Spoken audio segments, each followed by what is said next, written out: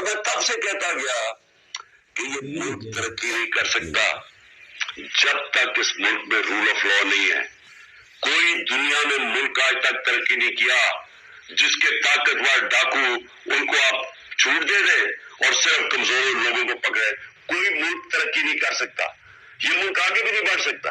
میں آخر میں بات بھی کرتا ہوں کہ انشاءاللہ اللہ نے موقع دیا تو ہم اب کیا پلان بنائیں گے اس ملک کو اس دلدل سے نکالنے کا جو انہوں نے پھنسایا ہوا ہمیں. اب میں جو اگلی بات کرنا چاہتا ہوں وہ یہ کہ ہم نے آپس میں مشاورت کی. میں نے پہلے کوشش کی کہ ہماری جو مارچ ہے آزادی مارچ حقیقی آزادی کی مارچ ہماری کوشش یہ تھی کہ ہم ان کو گورنمنٹ کو بتائیں کہ اس وقت قوم کدھر کھڑی ہے. لاکھوں لوگ سڑکوں کے اوپر نکلے ہمارے ساتھ آزادی مارچ پہ اور سب ایک ہی چیز چاہ رہے ہیں الیکشن. آج اوپینین پول ہے کہ 70% پاکستانی سروے کے مطابق 70% پاکستانی کہہ رہے ہیں الیکشن کرواؤ. ہم نے آزادی مارچ بھی یہی کی.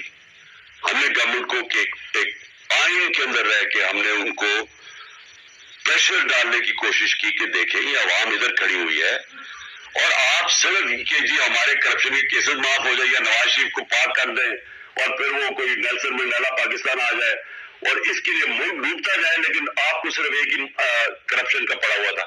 میں صرف ایک آپ کو چاہتا ہوں کہ کلپ ضرور دیکھیں. یہ جس دن 2 دن پہلے یعنی میں آفس سے گیا 9 اپریل کو, یہ 8 اپریل کو اس پچھلی اپریل کو میں نے یہ کلپ ریکارڈ عوام سے خطاب کیا تھا. میں صرف چاہتا ہوں یہ آپ دیکھ لیں کہ یہ نہیں کہ مجھے نہیں پتا تھا کہ کیا ہوگا یا یہ جو ہوا ہے یہ ہمیں پتا نہیں تھا, یہ ہونا تھا. اور اس کے اوپر میں نے 2 دن پہلے اقتدار چھوڑنے سے پہلے یہ کلپ ذرا دیکھ لیں. اسی طرح بس پاور مل جائے تاکہ پھر سے جو پہلے جو NRO 1 بنا تھا ان کو ساروں نے انہوں نے مل کے جو چوری کی جان کو شرف نے NRO دے دیا. اب یہ NRO 2 ہوگا. ان کا مقصد صرف یہ ہے کہ وہ اسمبلی پہ آئیں. سب سے پہلا یہ کام میں آج آپ کو کہہ رہا ہوں انہوں نے نیب کو ختم کرنا, انہوں نے اپنے کرپشن کیسز ختم کرنے. اس وقت حالات یہ ہے کہ یہ جو سارے ضمانت کے اوپر ہے ڈر کس چیز کا ہے کیونکہ سارے کیسز آنے لگے سامنے تو وہ جلدی ہٹانا چاہتے تھے کہ کسی طرح یہ اپنے کیسز سے نکل جائے.